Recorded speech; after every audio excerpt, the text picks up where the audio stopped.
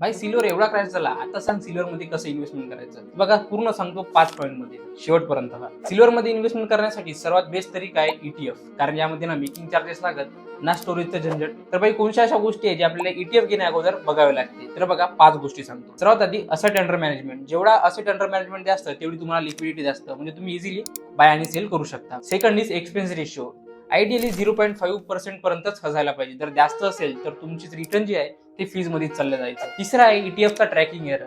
जेवढा ईटीएफचा tracking error कमी राहील तेवढा तो सिल्वरच्या प्राइसला फॉलो करेल. आणि चौथा, ईटीएफ बाय करण्याअगोदर एनएससीच्या वेबसाईटवर जाऊन AINV ह्या प्राइस चेक करा. म्हणजे ब्रोकरचा प्राइस आणि त्या एनएससीच्या वेबसाईटवरचा प्राइस सेम असायला पाहिजे. म्हणजे थोडा डिफरन्स आला तरी चालते, पण लगभग सेम असायला पाहिजे. नाहीतर याने काय होईल, तुम्हाला जास्त पैसे पे करावे लागेल ईटीएफ घेण्यासाठी. आणि शेवटचा आहे, सिल्वरने कमी वेळात स्ट्रॉंग ग्रोथ दाखवली आहे आणि व्होलटाईल खूप आहे. त्यामुळे जर इन्व्हेस्टमेंट करायचं असेल तर तुमचे जे गोल आहे ते डिसाईड करा आणि त्यानुसार इन्व्हेस्टमेंट करा. नाही तर असं नाही झालं पाहिजे की तुम्ही इन्व्हेस्टमेंट केली आणि लॉसच लॉस.